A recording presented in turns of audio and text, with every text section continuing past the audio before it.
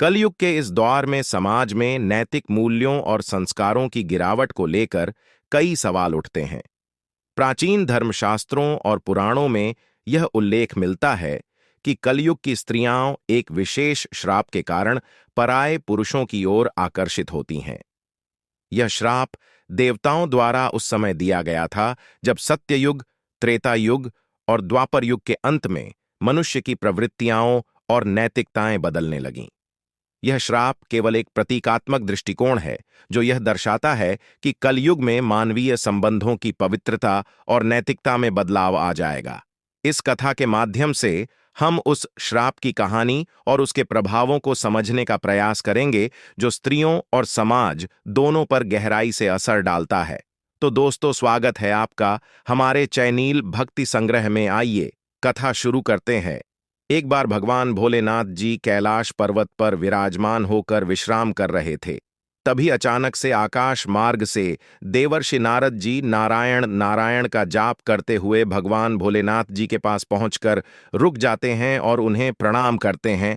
तब भगवान भोलेनाथ जी देवर्षि नारद जी से कहते हैं, हे देवर्षि नारद जी, आज आप यूं अचानक ही हमारे पास किस प्रयोजन से पधारे हैं? भगवान भोलेनाथ जी की बात सुनकर देवर्षि नारद जी भगवान भोलेनाथ जी से कहते हैं, हे महादेव, आज जब मैं पृथ्वी लोक का भ्रमण कर रहा था तब मैंने देखा कि कुछ स्त्रियां अपने पतियों से छुप छुप कर पराये पुरुषों के साथ संबंध बना रही थीं। उन्हें ऐसा करना बिल्कुल उचित लग रहा था। तभी अचानक से मेरे मन में एक प्रश्न ने अपना विकराल रूप धारण कर लिया कि आखिर कलयुग की स्त्रियों को पराये पुरुष क्यों अच्छे लगते हैं, और इसी प्रश्न का उत्तर पाने की अभिलाषा लेकर मैं आपके पास आया हूं। फिर भगवान भोलेनाथ जी देवर्ष जी से कहते हैं, हे देवर्ष नारद जी, आज आपने मनुष्य के जनहित कल्याण के लिए बहुत ही महत्वपूर्ण प्रश्न किया है, किंतु हम आपको आपके इस प्रश्न का उत्तर एक अत्यंत महत्वपूर्ण कथा सुनाकर देने वाले हैं, जिसे सभी ध्यान से सुनना चाहिए। इसलिए आपको इस कथा को शुरू से लेकर अंत तक पूरा अवश्य सुनना होगा, क्योंकि यह कथा बिल्कुल सत्य घटना पर आधारित है और आधे अधूरे ज्ञान वाले मनुष्य को उसके कार्य में कभी भी सफलता नहीं मिलती है। तब देवर्षि नारद जी भगवान भोलेनाथ जी से कहते हैं, हे प्रभु, मैं आपको विश्वास दिलाता हूं कि मैं इस कथा को शुरू से लेकर अंत तक पूरा अवश्य सुनूंगा और इस कथा को समस्त देवलोक में भी विख्यात करूंगा। मित्रों, मेरा आप सभी लोगों से भी निवेदन है कि आप सभी लोग भी इस कथा को शुरू से लेकर अंत तक पूरा अवश्य सुनें और इस कथा का ज्यादा से ज्यादा प्रचार प्रसार करें, जिससे सभी पति पत्नियों के बीच प्रेम भाव और स्नेह सदैव बना रहे। मित्रों, भगवान भोलेनाथ जी देवर्षि नारद जी से कहते हैं, हे देवर्षि नारद जी, यह कथा उस समय की है जब द्वापर युग का अंत हो रहा था और कलयुग की शुरुआत हो रही थी। उस समय सोनभद्र नाम का देश हुआ करता था और उस देश में नील नाम के एक राजा राज्य करते थे। वे बहुत ही पराक्रमी योद्धा थे। उन्होंने कभी भी कोई युद्ध नहीं हारा था और वे सौंदर्य, दया आदि गुणों से परिपूर्ण थे।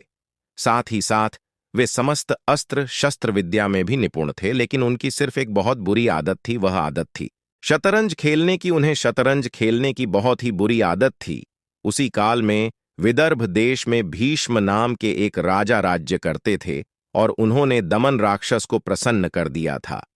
फिर उन्होंने दमन राक्षस को प्रसन्न करने के बाद उनसे वरदान के रूप में 4 संतानों की प्राप्ति की थी, जिनमें से 3 पुत्र और 1 पुत्री थी। पुत्रों के नाम थे दमदांत, दमन और पुत्री का नाम था हनुमत। बहुत ही सुंदर थी और वे एक सद्गुण संपन्न स्त्री की तरह समस्त गुणों से परिपूर्ण थीं। ऐसा माना जाता है कि उस समय तीनों लोकों में भानुमति के समान कोई भी सुंदर स्त्री नहीं थी और उनकी सौंदर्य के चर्चे तीनों लोकों में होते रहते थे, सभी असुर और देवता। यहां तक कि उस समय के सभी राजा भी भानुमति से विवाह करना चाहते थे। ऐसे ही दिन बीत रहे थे, लेकिन एक दिन की बात है, राजा नील भोजन आदि करने के बाद अपने महल के उद्यान में टहल रहे थे। तभी अचानक से उनकी दृष्टि कुछ हंसों पर पड़ती है जो देखने में बहुत ही सुंदर थे, और उन हंसों में एक हंस इतना सुंदर था जैसे कि वह हंस स्वर्गलोक से ही सीधा राजा नील के उस उद्यान में आया हुआ है। राजा नील ने ऐसा मनमोहक अति सुंदर हंस पहले कभी भी नहीं देखा था। इसीलिए उन्होंने उस हंस को पकड़ लिया और वह हंस राजा नील के हाथों से खुद को छुड़ाने का प्रयास करने लगा। लेकिन बहुत प्रयास करने के बाद भी वह हंस खुद को उनके हाथों से नहीं छुड़ा पाया। तब थक हार कर वह हंस राजा नील से कहता है, हे राजन, आप मुझे छोड़ दीजिए। अगर अब भी आप मुझे छोड़ दोगे तो मैं अभी विश्वसूरी राजा भीष्म की राजकुमारी भानुमति के पास जाकर आपके ऐश्वर्य और गुणों का ऐसा वर्णन करूंगा जिससे वे प्रसन्न होकर आपसे ही विवाह करेंगी। भानुमति का नाम सुनकर उन्हें कुछ भी समझ में नहीं आता है कि भानुमति कौन है, कैसी दिखती है, क्योंकि उन्होंने कभी भी भानुमति को नहीं देखा था। लेकिन उन्होंने भानुमति के रूप सौंदर्य की चर्चा अपने दरबारियों के मुख से सुन रखी थी और राजा नील भी भानुमति को मन ही मन पाने की कामना रखते थे। वे भानुमति से विवाह करना चाहते थे, इसलिए उन्होंने उस हंस की बात सुनकर उस हंस को छोड़ दिया। उसके बाद वह हंस अपने जोड़े के साथ उड़कर राजकुमारी भानुमति के उद्यान में पहुंच गया। वहीं दूसरी तरफ राजकुमारी भानुमति भी अपने महल के उद्यान में टहलने के लिए आई हुई थी और जब भानुमति ने उस हंस के जोड़े को देखा तो वे बहुत प्रसन्न हुईं। फिर उन्होंने उन हंसों को पकड़ना चाहा और उन्हें पकड़ने के लिए उनके पीछे दौड़ने लगी। संयोग से राजकुमारी भानुमति ने भी उसी हंस को पकड़ लिया जिस हंस को राजा नील ने पकड़ा था। उसके बाद जैसे ही राजकुमारी भानुमति ने उस हंस को पकड़ा, तभी अचानक से वह हंस राजकुमारी भानुमति से कहने लगा कि हे राजकुमारी भानुमति, तुम मुझे छोड़ दो, मैं तो आपके ही पास ही आ रहा था और आपने मुझे पकड़ लिया। हे राजकुमारी भानुमति, सोनभद्र देश में एक राजा राज्य करते हैं। उनका नाम राजा नील है। वे बहुत ही सुंदर हैं। मनुष्यों में उसके समान सुंदर और कोई भी नहीं है। वे मानो साक्षात कामदेव का ही स्वरूप है। इसीलिए हे राजकुमारी भानुमति, यदि आप चाहो तो उनसे विवाह कर सकती हो और उनसे विवाह करने के बाद आपका जन्म और रूप दोनों ही सफल हो जाएगा। जैसे आप स्त्रियों में सबसे अधिक रूपवती हैं, वैसे ही राजा नील पुरुष में सबसे अधिक सुंदर हैं। आप दोनों की जोड़ी सबसे उत्तम रहेगी। उस हंस की यह बातों को सुनकर राजकुमारी भानुमति के मन में भी राजा नील से मिलने की लालसा जाग उठने लगी। फिर राजकुमारी भानुमति उस हंस से प्रेम भरे स्वर के साथ कहती हैं, हे प्रिय हंस, तुम राजा नील तक मेरा प्रेम संदेश पहुंचा दो। फिर हंस ने लौटकर राजा नील को भानुमति का संदेशा भी दिया। इधर भानुमति दिन रात राजा नील का ही ध्यान करती रहती थी। रानी भानुमति राजा नील से मिलने को व्याकुल हो रही थी और राजा नील का भी यही हाल था। वे भी राजकुमारी दमती से मिलने के लिए बहुत व्याकुल हो रहे थे, लेकिन उन्हें यह समझ में नहीं आ रहा था। जिस दिन से मैंने हंसों की बात सुनी है, तब से मैं आपसे मिलने के लिए व्याकुल हो रही थी। आपके लिए ही मैंने अपने पिता से कहकर स्वयंवर की योजना बनाई है, जिससे मैं आपसे विवाह कर सकूं। लेकिन यदि आप मुझ दासी को अपनी पत्नी के रूप में स्वीकार नहीं करेंगे, तो मैं आपकी कसम खाकर कहती हूं, मैं आई इस तलवार से अपना गला काट लूंगी। भानुमति के मुख से ऐसी बातें सुनकर राजा नील कुछ सोचने लगते हैं और भानुमति से कहते हैं, हे देवी, जब आपसे बड़े बड़े देवता विवाह करना चाहते हैं, तो फिर आप मुझ तुच्छ मनुष्य से क्यों विवाह करना चाहती है? मैं तो इन देवताओं के चरणों की धूल के बराबर भी नहीं हूं।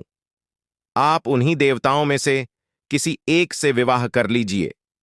देवताओं का कहा न करने पर मेरी मृत्यु भी हो सकती है, इसलिए आप मेरी रक्षा कीजिए और उन्हीं में से किसी भी देवता से विवाह कर लीजिए। राजा नील की यह बात सुनकर दम बहुत ही भयभीत हो जाती है और उनकी आंखों से आंसू गिरने लगते हैं और वे मंद स्वर में राजा नील से कहती हैं, हे स्वामी, मैं आपको वचन देती हूं कि मैं सिर्फ आपसे ही विवाह करूंगी और किसी से विवाह नहीं करूंगी। तब राजा नील भानुमति से कहते हैं, परंतु इस समय मैं यहां देवताओं का देवदूत बनकर आया हुआ हूं और अगर इस समय में मैं अपने स्वार्थ की बात करने लगूंगा तो यह बात बिल्कुल भी सही नहीं होगी। मैं आपसे विवाह कर सकता हूं, लेकिन जब जब वह धर्म के विरुद्ध नहीं हो। तभी अचानक से राजकुमारी भानुमति राजा नील से कहती हैं कि इसके लिए हमारे पास एक उपाय है। इस उपाय को करने के बाद आपको कोई भी दोष नहीं लगेगा और हमारा विवाह भी संपन्न हो जाएगा। अब भानुमति राजा नील से कहती है कि देखिए, उपाय यह है कि आप भी सभी अन्य राजाओं के साथ स्वयंवर मंडप में आए, लेकिन मैं आपको ही वरमाला डालूंगी, जिससे आपको कोई दोष भी नहीं लगेगा और हमारा विवाह भी हो जाएगा। राजकुमारी भानुमति की यह बात राजा नील को अच्छी तरह से समझ में आ जाती है, और भानुमति की यह बात सुनकर राजा नील वापस उन देवताओं के समक्ष पहुंच जाते हैं। उसके बाद जब उन देवताओं ने राजा नील से पूछते हुए कहा कि क्या हुआ, उन्होंने क्या बताया, तब राजा नील उन देवताओं से कहते हैं कि मैं राजकुमारी भानुमति के पास तो देवदूत बनकर ही गया था, लेकिन राजकुमारी भानुमति और उनकी सभी सखियां मुझ पर ही मोहित हो गईं, और मैंने जब आप लोगों के प्रस्ताव को उनके सामने रखा तो उन्होंने जवाब में कहा कि वे मुझसे ही विवाह करना चाहती हैं। लेकिन उन सभी देवताओं ने राजा नील की बातों को बिल्कुल भी सत्य नहीं समझा और अपने मन में कहा कि हम किसी भी तरह से इसका विवाह राजकुमारी भानुमति से नहीं होने देंगे।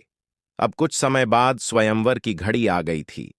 राजा भीष्म ने सभी राजाओं और देवताओं को स्वयंवर सभा में बुलाया आया। उसके बाद सभी राजा अपने अपने स्थान पर आकर बैठ जाते हैं। फिर जब सभी राजा अपनी अपनी जगह पर बैठ गए, तभी अचानक से भानुमति भी आ गई। उसके बाद सभी राजाओं का परिचय दिया जाने लगा। तभी भानुमति को एक कतार में एक ही स्थान पर राजा नील के समान हूबहू दिखने वाले तथा उनकी ही वेशभूषा वाले 4 राजकुमार खड़े हुए दिखाई दिए, और उनके साथ ही राजा नील भी खड़े हुए थे, जिन्हें देखकर भानुमति बहुत ही आश्चर्यचकित हो गई और अपने मन में सोचने लगी कि मैं अब इन 5 राजकुमारों में से राजा नील को कैसे पहचानूं। अब राजकुमारी भानुमति को बिल्कुल समझ में आ गया था कि यह इन देवताओं के द्वारा रची गई माया है। कुछ समय के बाद अंत में भानुमति ने निश्चय किया कि मुझे इस समस्या से बाहर निकलने के लिए कोई ना कोई उपाय अवश्य करना होगा। तब उन्होंने कुछ सोचा। फिर भानुमति उन देवताओं के सामने अपने हाथों को जोड़कर उनकी स्तुति करते हुए उनसे ही सहायता मांगने लगी, और राजकुमारी भानुमति उन देवताओं से कहती हैं, हे देवताओं, मैंने हंस के मुंह से राजा नील का वर्णन सुनकर ही उन्हें पति के रूप में वर्ण कर लिया था, और मैंने आज उन्हीं को पाने के लिए स्वयंवर की योजना बनाई थी। इसलिए हे देवताओं, आप मुझ पर कृपा करें और आप लोग अपने अपने साक्षात असली रूप में आ जाइए, जिससे मैं राजा नील को पहचान सकूं। फिर सभी देवता राजकुमार भानुमति की इस बात से प्रसन्न हो जाते हैं और अपने असली रूप में आ जाते हैं। उसके बाद राजकुमारी भानुमति राजा नील के पास जाकर उनके गले में वरमाला पहना दिया। इस प्रकार से राजा नील और राजकुमारी भानुमति का विवाह संपन्न हो गया। अब इधर सभी देवता राजकुमारी भानुमति का स्वयंवर पूरा होने के बाद वापस स्वर्ग की ओर जा रहे थे। तभी अचानक से उसी समय उन्हें रास्ते में कलयुग और द्वापर युग से भेंट हो जाती है, जिन्हें देखने के बाद देवराज इंद्र ने कलयुग से पूछते हुए कहा, हे कलयुग, तुम दोनों कहां जा रहे हो?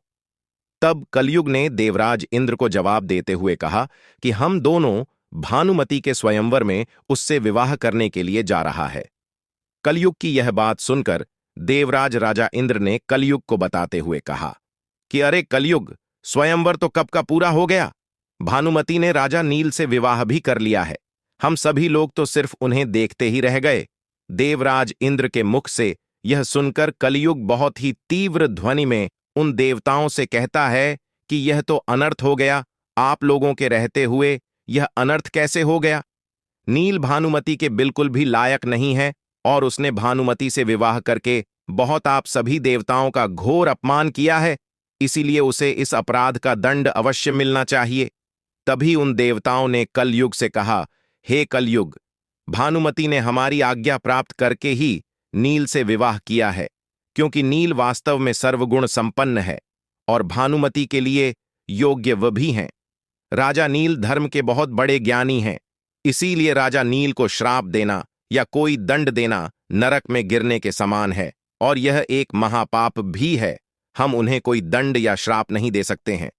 मित्रों, भगवान भोलेनाथ जी देवर्षि नारद जी से कहते हैं, हे देवर्षि नारद जी, कलयुग से इतना कहकर सभी देवता आगे बढ़ जाते हैं, लेकिन कलयुग और द्वापर युग इसी विषय पर बात कर रहे थे। तब कलयुग द्वापर से कहता है कि मैं अपना क्रोध शांत नहीं कर सकता हूं। इसीलिए मैं नील के शरीर में निवास करके उसे राज्य विहीन कर दूंगा। उस स्थिति में वह भानुमति के साथ नहीं रह पाएगा, क्योंकि मैंने सुना है कि उसे शतरंज का बड़ा शौक है। इसीलिए तुम उसके शतरंज के पासों में प्रवेश कर लेना और मेरी सहायता करना। फिर द्वापर युग भी कलयुग की बात मान लेता है। इसके बाद द्वापर युग और कलयुग दोनों राजा नील की राजधानी में जाते हैं और द्वापर युग राजा नील के पासों में प्रवेश कर लेता है। इधर कलयुग राजा नील के शरीर में प्रवेश करने का मार्ग खोजने लगता है, लेकिन कलयुग को राजा नील के शरीर में प्रवेश करने का कोई मार्ग नहीं मिल रहा था, क्योंकि कलयुग राजा नील के शरीर में प्रवेश करने का सिर्फ एक अवसर चाहता था, लेकिन कलयुग कुछ कर नहीं पा रहा था। ऐसे ही कई वर्ष बीत जाते हैं। फिर 18 वर्ष के बाद जब एक दिन राजा नील संध्या के समय लघु शंका से वृत्त होकर बिना हाथ पैर धोए भोजन करने बैठ गए, तब कलयुग ने इस अपवित्र अवस्था को देखकर राजा नील के शरीर में प्रवेश कर लिया और वहीं कलयुग दूसरा रूप धारण करके राजा नील के भाई पुष्कर के पास गया, जो राजा नील से अलग रहकर अपना राज्य चलाते थे, और उनके पास जाकर कलयुग कहने लगा कि हे राजन, आप नील के साथ शतरंज का खेल खेलिए। मैं आपको वचन देता हूं, मैं निश्चित ही आपको राजा नील का राज्य जीतने में आपकी पूरी तरह से सहायता करूंगा। फिर जब पुष्कर ने कलयुग की ऐसी बातें सुनी तो उसके मन में लालच आ गया और राजा नील के राज्य की लालसा में आकर पुष्कर ने कलयुग की यह बात मान ली। उसके बाद पुष्कर शीघ्र ही राजा नील के पास जा पहुंचा और राजा नील को शतरंज का खेल खेलने के लिए ललकार लगाने लगा। फिर जब पुष्कर ने राजा नील को शतरंज खेलने के लिए ललकार लगाई तो राजा नील भानुमति के सामने उसकी ललकार को सहन ना कर सके और राजा नील ने पुष्कर के साथ शतरंज खेलने का निश्चय किया। उसके बाद शतरंज का खेल प्रारंभ हो जाता है, लेकिन उस समय राजा नील के शरीर में कलयुग और उसके पासों में द्वापर युग प्रवेश कर चुका था। इसलिए राजा नील उस शतरंज में जो कुछ भी लगाते गए वे सब कुछ हारते हुए चले गए। फिर जब राजा नील की प्रजा और मंत्रियों को यह बात पता चली कि राजा नील शतरंज में सब कुछ हारते हुए चले जा रहे हैं, तब उन्होंने राजा नील को बहुत रोकना चाहा, लेकिन उन्होंने किसी की भी बात नहीं मानी और वे तब तक नहीं रुके जब तक कि वे अपना सारा धन हार ना गए। फिर जब मंत्रियों ने रानी भानुमति के पास आकर उन्हें राजा नील को रोकने का संदेश पहुंचाया, तब रानी भानुमति भी राजा नील के पास आई और उन्होंने राजा नील से कहा कि हे नाथ, आपकी सारी प्रजा आपके दुख के कारण अचेत हुई जा रही है। इतना कहकर भानुमति बहुत जोर जोर से विलाप लगी, लेकिन राजा नील कलयुग के वश में होने के कारण उसकी एक बात भी नहीं सुन पा रहे थे, क्योंकि राजा नील जिन पासों से शतरंज खेल रहे थे उन पासों पर द्वापर युग का नियंत्रण था। इसलिए राजा नील जो भी पासे फेंकते थे वह पासे उनके प्रतिकूल ही पड़ते थे, जिससे राजा नील अपना सारा धन हारते हुए चले जा रहे थे। फिर जब भानुमति ने यह सारा दृश्य देखा तो उन्होंने राजा नील के सारथी को बुलाकर अपने पुत्रों को रथ में बिठाकर कुंडी नगर भेज दिया। इसके बाद पुष्कर ने राजा नील का सारा धन उस शतरंज के खेत में जीत लिया था और अब राजा नील के पास शतरंज में लगाने के लिए कुछ नहीं था। तब पुष्कर राजा नील से कहता है कि क्या हुआ, क्या अब तुम्हारे पास दांव पर लगाने के लिए कुछ और भी है? यदि तुम्हारे पास कुछ भी दांव पर लगाने के लिए नहीं हो और अगर तुम भानुमति को दांव पर लगाने के लायक समझो तो उसे भी लगा सकते हो, क्योंकि मैं बदले में तुम्हें सारा राजपाट वापस लौटा दूंगा। लेकिन राजा नील ने उसकी बात नहीं मानी और भानुमति को दांव पर नहीं लगाया। फिर जब राजा नील शतरंज में सारा राजपाट हार गए तो सारा राजपाट हारने के बाद राजा नील और भानुमति वनों में इधर उधर भटकने लगे।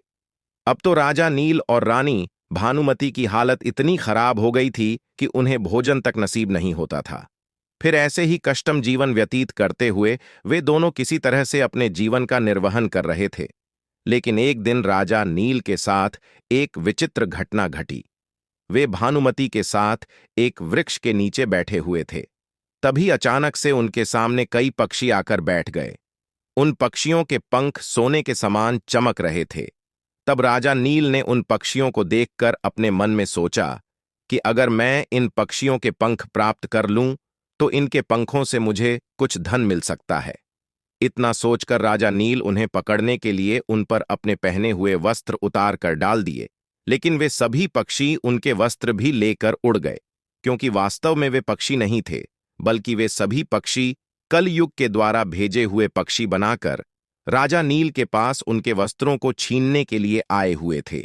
अब नील अर्धनग्न होकर बड़ी ही खिन्नता के साथ उन पक्षियों को ऊपर की तरफ देखते रह गए। उसके बाद निराश होकर वे भानुमति के पास पहुंच गए और उन्हें सामने के मार्ग दिखाने लगते हैं। फिर वे भानुमति से कहते हैं कि तुम देख रही हो, यहां बहुत से रास्ते हैं। यहां एक रास्ता अवंती नगर की ओर जाता है, दूसरा रास्ता होकर दक्षिण देश को जाता है। सामने विंध्याचल पर्वत है और यह कौशल देश का मार्ग है। राजा नील का दुख और यह लाचारी देखकर रानी भानुमति की आंखें आंसुओं से भर गईं। फिर रानी भानुमति राजा नील से कहती हैं, क्या आपको लगता है कि मैं आपको छोड़कर अकेली कहीं जा सकती हूं? मैं आपके साथ रहकर ही आपके दुखों को बांटना चाहती हूं। सुख दुख में आपका साथ देना मेरा पहला धर्म है। भानुमति राजा नील से ऐसी बातों को कहकर उनके मन के दुख को थोड़ा सा हल्का कर देती है। मित्रों, भगवान भोलेनाथ जी देवर्षि नारद जी से कहते हैं, हे देवर्षि नारद जी, उस समय राजा नील के शरीर पर कोई वस्त्र नहीं था। वे अर्धनग्न की अवस्था में थे और ना ही उनके पास जमीन पर सोने या बैठने के लिए कोई वस्त्र था। इस प्रकार से कलयुग ने राजा नील और भानुमति के ऊपर अपना क्रोध निकाला था। उसके बाद शाम होते ही वे दोनों एक सुरक्षित स्थान देखकर वहीं पर सो गए। कुछ समय बाद राजा नील गहरी सोच में पड़ गए और अपने मन में सोचने लगे कि भानुमति तो मुझसे बहुत प्रेम करती है और मेरे प्रेम के कारण ही उसे इतना दुख झेलना पड़ रहा है। फिर राजा नील ने सोचा कि मैं इसे छोड़कर यहां से कहीं चला जाऊं तो संभव है कि इसे इन दुखों से थोड़ी राहत मिल जाएगी और यह चलते चलते अपने पिता के राज्य को चली जाएगी।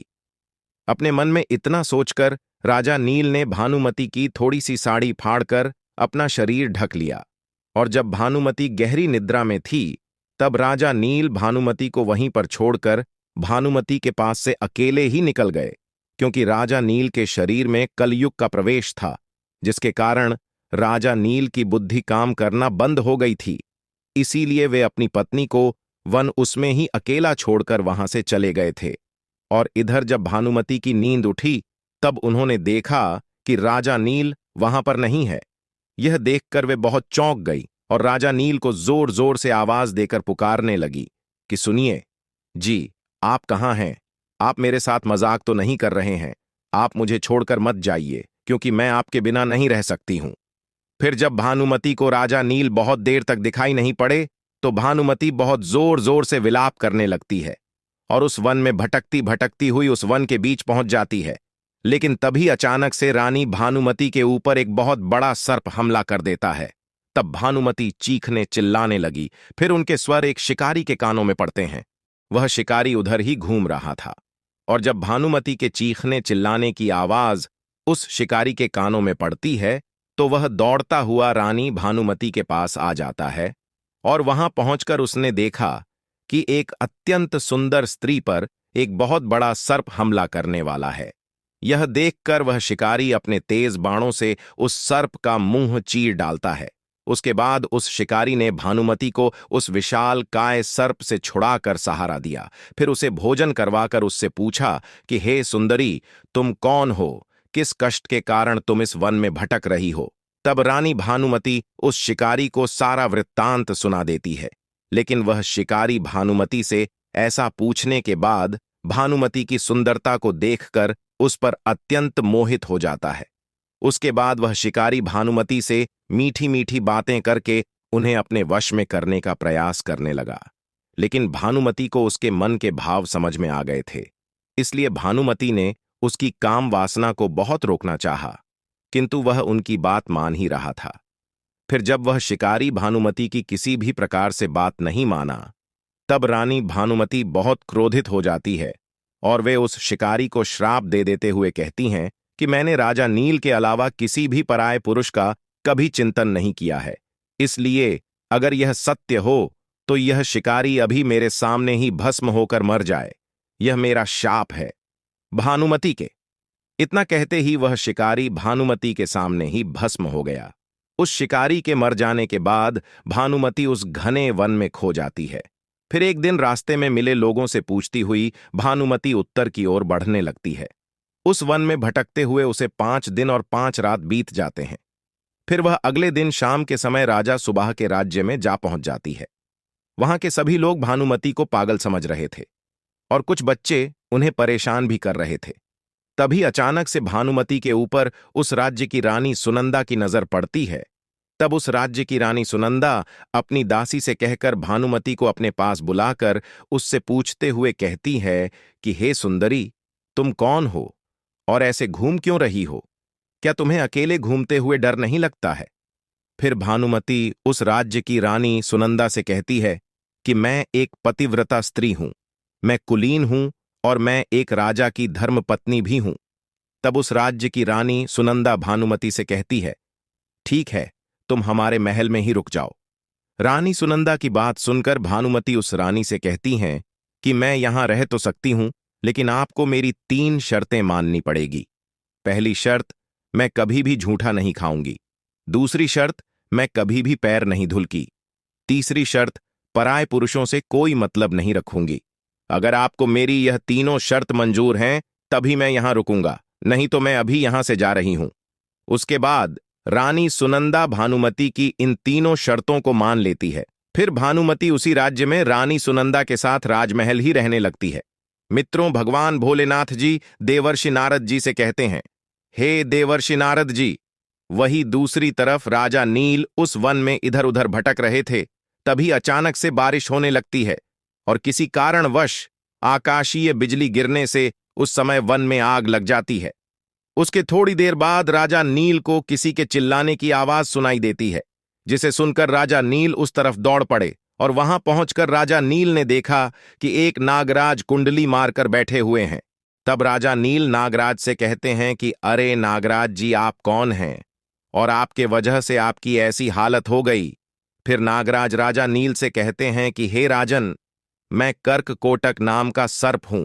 मैंने अपने गुरु को धोखा दिया था, इसलिए उन्होंने मुझे यह श्राप दे दिया था कि जब तक राजा नील तुम्हें ना उठा ले, तब तक तुम यहीं पड़े रहोगे और राजा नील के उठाने पर ही तुम्हें इस श्राप से मुक्ति मिल पाएगी। उनके श्राप के कारण ही कई वर्षों से मैं आज भी यहां से एक भी कदम आगे नहीं बढ़ पाया हूं। इसलिए हे राजन, आप मेरी रक्षा कीजिए, फिर मैं आपको आपके हित की बात बताऊंगा और आपका मित्र बन जाऊंगा। आप मेरे वजन से मत डरिए। मैं अभी अपने इस विशाल शरीर को छोटा कर लेता हूं और हल्का हो जाता हूं। उसके बाद देखते ही देखते वे नागराज बहुत ही छोटे हो गए। फिर राजा नील उस सर्प को उठाकर उस वन से बाहर ले गए। तब वह सर्प कर्ककोटक राजा नील से कहता है कि हे राजन, आप मुझे अभी जमीन पर मत रखना, पहले आप कुछ कदम गिन कर चलिए। तब राजा नील 1 2 3 करते हुए यूं ही पृथ्वी पर जैसे ही 10वां कदम रखा, तभी अचानक से कर्ककोटक सर्प ने राजा नील को 10 लिया, क्योंकि कर्ककोटक सर्प का यह नियम था कि जब भी कोई 10 बोलता था तो वह उस व्यक्ति को 10 लेता था। फिर जब राजा नील ने देखा कि उसी सर्प ने उन्हें 10 लिया है जिसे उन्होंने अपने हाथों में उठा रखा है, यह देखकर राजा नील को बहुत आश्चर्य होता है। अभी राजा नील कुछ बोलते उसके पहले ही कर्ककोटक राजा नील से कहता है कि हे राजन, मैंने आपको इसलिए 10 लिया जिससे आपका रूप बदल जाए और आपको कोई पहचान ना सके, क्योंकि कलयुग ने आपको बहुत दुख दिया है। अब मेरे विष के कारण वह आपके शरीर में बहुत दुखी रहेगा और आपने मेरी रक्षा की है, इसलिए मेरे विष के कारण आपको हिंसक पशु पक्षी या फिर शत्रु का भी कोई भय नहीं रहेगा और अब आप पर किसी भी विष का प्रभाव नहीं होगा। युद्ध में सदैव आपकी जीत होगी। राजा नील से इतना कहने के बाद कर्ककोटक ने राजा को कुछ दिव्य वस्त्र भी दिए। उसके बाद वह नाग वहां से अंतर्ध्यान हो गया। फिर राजा नील वहां से चलते हुए राजा रथ की राजधानी जा पहुंचे और राजा रथ से कहा कि हे राजन, मैं घड़ विद्या सिखाने का काम करता हूं। घड़ विद्या में मेरे जैसा निपुण इस समय पृथ्वी पर और कोई भी नहीं है। राजा की ऐसी बातों को सुनकर उस नगर के राजा ने उसे अपने यहां काम पर रख लिया। अब राजा नील और उस नगर के राजा की अच्छी मित्रता हो जाती है। राजा नील उन्हें घड़ विद्या सिखाते थे और राजा रथ नील को शतरंज का खेल सिखाते थे। ऐसे ही कई दिन बीत जाते हैं। उधर जब विदर्भ देश के राजा भीष्म को यह समाचार मिला कि उनके दामाद राजा नील और पुत्री भानुमति राजपाट विहीन होकर वन में भटक रहे हैं। उनके जीवन में बहुत कठिनाइयां आ गई हैं। तब उन्होंने सुदेव नाम के एक ब्राह्मण को राजा नील और भानुमति को ढूंढने के लिए भेज दिया। फिर सुदेव बहुत मेहनत करने के बाद राजा सुबाह के राज्य में जा पहुंचा, जहां पर एक दिन उसने उस राजमहल में भानुमति को देख ही लिया। उस दिन राजमहल में कोई धार्मिक कार्य हो रहा था और भानुमति उस नगर की रानी सुनंदा के साथ बैठकर वहां का कार्यक्रम देख रही थी। इतने में सुदेव भानुमति के पास पहुंच जाता है और भानुमति से कहता है कि हे राजकुमारी, मैं आपके पिताजी का प्रिय मित्र हूं और मैं आपके पिताजी की आज्ञा से ही आपको यहां पर ढूंढने के लिए आया हूं। चलिए, आपके पिताजी को आपकी बहुत याद आती है, इसलिए उन्होंने मुझे आपको ढूंढने के लिए भेजा हुआ है। तब भानुमति भी सुदेव को पहचान लेती है, क्योंकि भानुमति ने सुदेव को एक दो बार देखा हुआ था। फिर रानी भानुमति सभी का कुशल मंगल पूछने लगी और पूछते पूछते विलाप करने लगी। तब उस नगर की रानी भानुमति को यूं विलाप करते हुए देखकर बहुत ही भयभीत हो गई। फिर रानी सुनंदा भानुमति को अपनी माता के पास ले गई। उसके बाद उन्हें भानुमति की सारी बात बता दी।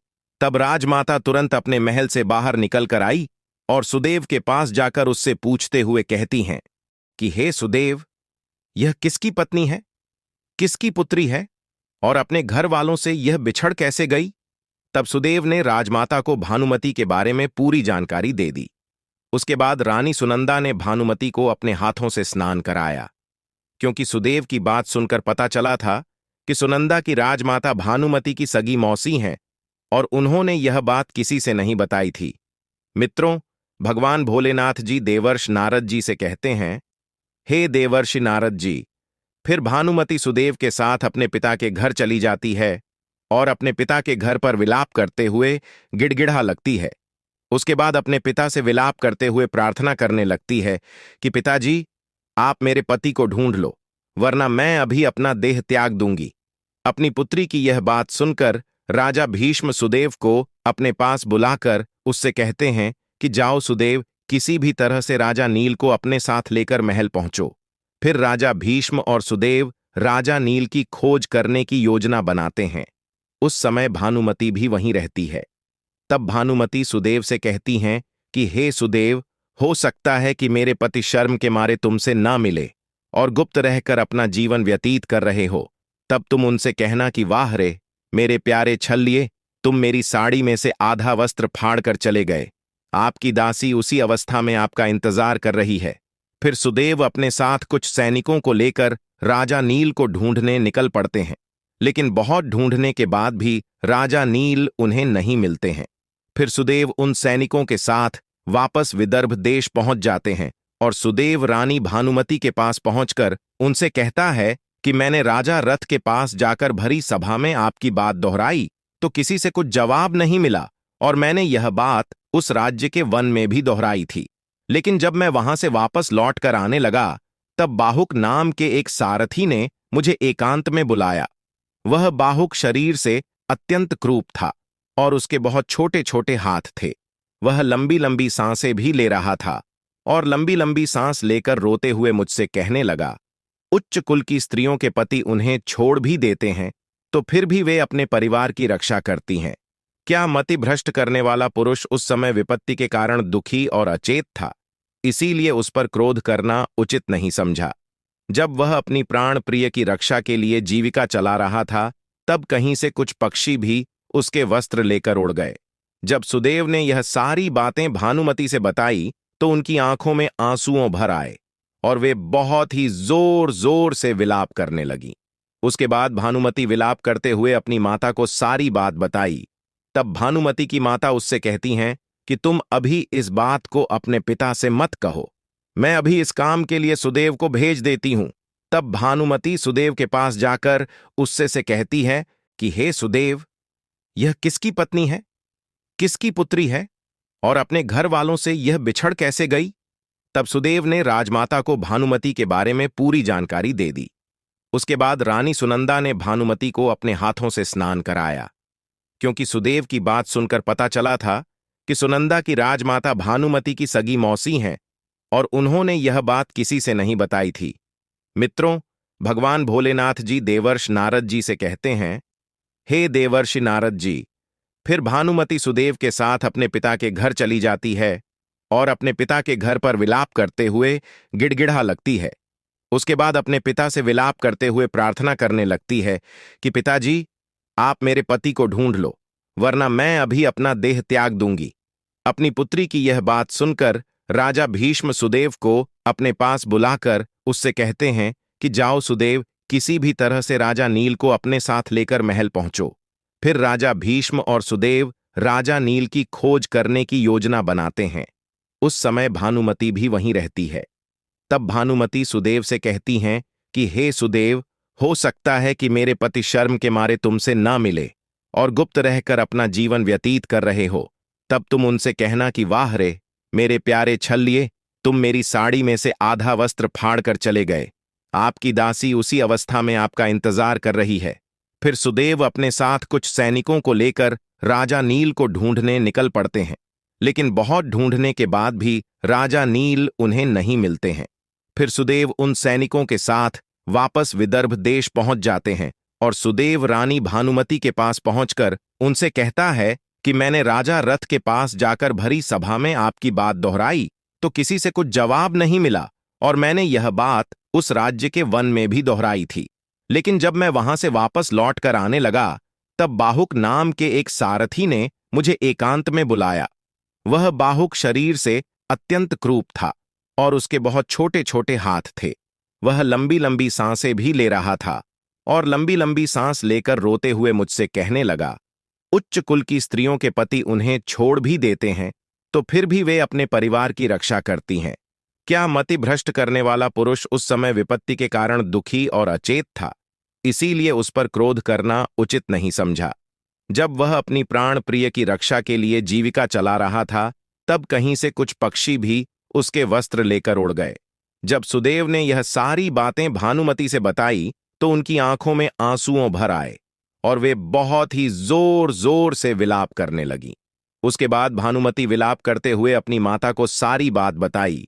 तब भानुमति की माता उससे कहती हैं कि तुम अभी इस बात को अपने पिता से मत कहो, मैं अभी इस काम के लिए सुदेव को भेज देती हूं। तब भानुमति सुदेव के पास जाकर उससे से कहती है कि हे सुदेव, आप जल्द से जल्द विद्याचक्र पहुंचे और वहां पहुंचकर राजा रथ से कहना कि राजकुमारी भानुमति फिर से स्वयंवर करके अपने लिए वर का चयन करना चाहती हैं। उस स्वयंवर में बड़े बड़े राजा और राजकुमार भी आ रहे हैं और स्वयंवर की तिथि कल ही है, इसीलिए आप समय रहते वहां पर पहुंच जाइए। जीने तथा मरने का किसी को पता नहीं है, इसीलिए राजकुमारी भानुमति कल शाम होने से पहले ही पति का वर्ण करेंगी। भानुमति से आदेश पाकर सुदेव विंध्याचल चल गए और वे राजा रथ के महल में पहुंचकर उन्होंने राजा रथ से भानुमति के द्वारा कही गई सारी बातें बता दी। सुदेव की बातें सुनकर राजा ने बाहुक को बुलाया, जो कि स्वयं राजा नील थे, और उनसे कहते हैं कि हमें जल्द से जल्द विदर्भ देश में पहुंचना है, क्योंकि राजकुमारी भानुमति दूसरा विवाह करने के लिए स्वयंवर का आयोजन किया हुआ है। फिर जब राजा नील ने रथ की यह बातें सुनी तो मानो जैसे राजा नील का कलेजा ही फट गया हो, और उन्होंने अपने मन में सोचा कि यह संभव ही नहीं है कि भानुमति दूसरा विवाह करना चाहती है। फिर राजा नील और राजा रथ शीघ्रता से रथ में बैठकर विदर्भ देश के लिए निकल जाते हैं। फिर जब राजा नील राजा रथ को लेकर विदर्भ देश पहुंच जाते हैं, तब उन्हें पता लग ही जाता है कि हो ना हो इस रथ का सारथी स्वयं भानुमति के पति राजा नील ही हैं, लेकिन वे इसके बारे में किसी को कुछ भी नहीं बताते हैं। फिर जब भानुमति ने खिड़की से बाहर झांक कर देखा तो एक अत्यंत कुरूप व्यक्ति घोड़ों की सेवा कर रहा था। भानुमति यह देखते ही पहचान लेती हैं कि वही राजा नील है और भानुमति दौड़ते हुए उनके पास जाती है। उसके बाद उन्हें गले से लगा लेती हैं। तब राजा नील ने कर्ककोटक नाग के द्वारा जो वस्त्र पहने हुए थे उसे उतार दिए और पत्नी के सच्चे प्रेम के कारण कलयुग का असर समाप्त हो गया, जिस कारण से कलयुग राजा नील के शरीर से बाहर आ जाता है। फिर भानुमति और राजा नील के प्रति इतना प्रेम भाव देखकर कलयुग को उन दोनों से अत्यधिक घृणा हो जाती है। उसके बाद राजा नील भी अपने पूर्व रूप में वापस आ जाते हैं। मित्रों, भगवान भोलेनाथ जी, देवर्षि नारद जी, भगवान कहते हैं, हे देवर्षि नारद जी, किंतु अभी भी द्वापर युग का काल थोड़ा शेष बचा हुआ था, जिस कारण से कलि राक्षस राजा नील और भानुमति को अपने वशीभूत नहीं कर पाया था, और उसने क्रोधित होकर भानुमति को उसने श्राप देते हुए कहा कि हे भानुमति, आज तो तुम मेरे वशीभूत नहीं हो पाई, अपितु मैं कलयुग की समस्त नारियों को यह श्राप देता हूं कि कलयुग की समस्त स्त्रियां आलसी बन जाएंगी, देर से उठेंगी, पति के साथ बैठकर ही भोजन करेंगी, और वे अपने पति से कभी भी संतुष्ट नहीं रहेंगी। उनके अंदर अवगुण और अधिक धन की लालचपन आ जाएगा। अतः कलयुग में स्त्रियों का राज्य हो जाएगा। हर घर की पुत्र वधू काम करने के लिए घर से बाहर जाएंगी। धन की प्राप्ति होने से वे व्यभिचार बन जाएंगी और उन्हें पति से ज्यादा पराये पुरुष अधिक अच्छे लगेंगी। वे सही समय पर विवाह नहीं करेंगी तथा स्त्री को जो मां बनने का वरदान मिला है वे उसका भी अपमान करेगी और स्वयं अपने पुत्र को जन्म नहीं देना चाहेंगी। मित्रों, भगवान भोलेनाथ जी देवर्ष नारद जी से आगे कहते हैं, हे देवर्ष नारद जी, कल युग की स्त्रियां कम वस्त्रों का परिधान करेंगी। उन्हें ऐसा करना बहुत अच्छा लगेगा और उनका प्रेम भी झूठा होगा। वे बाल भी कटवाएंगे, ठीक से अपने पुत्रों और परिवार की परवरिश नहीं करेंगी तथा अपने घर के वृद्ध लोगों को घर से बाहर निकाल देंगी। कुंवारी कन्याएं जो स्वयं देवी का स्वरूप होती हैं, वे भी विवाह से पहले ही गर्भवती हो जाएंगी और उनका पूजा पाठ में मन नहीं लगेगा। केवल दिखावे मात्र के लिए ईश्वर की पूजा करेंगी। किंतु जो लोग धर्म का पालन करते हुए ईश्वर का नाम स्मरण करते रहेंगे, उन्हें मुक्ति मिल जाएगी। जो स्त्री पति और ईश्वर सेवा सच्चे मन से करती है, वह देवी समान पूजनीय रहेगी। उन पर मेरा आशीर्वाद सदैव बना रहेगा।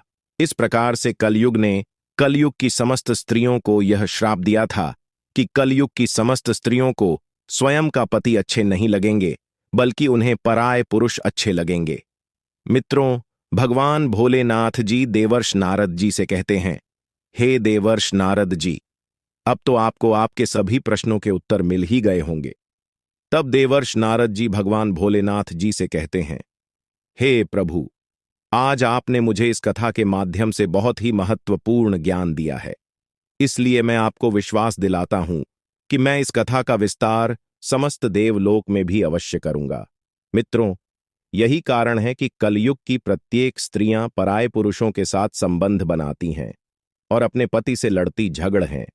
उसमें ना तो उनके पति का दोष होता है और ना ही उनकी पत्नी का दोष होता है, क्योंकि कलयुग की प्रत्येक स्त्री के इस व्यवहार के पीछे कलयुग के द्वारा दिया हुआ श्राप शामिल है।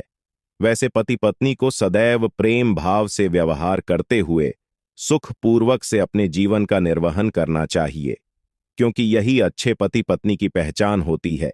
तो मित्रों, आप सभी लोगों को यह कथा कैसी लगी, हमें कमेंट बॉक्स में अवश्य बताइएगा।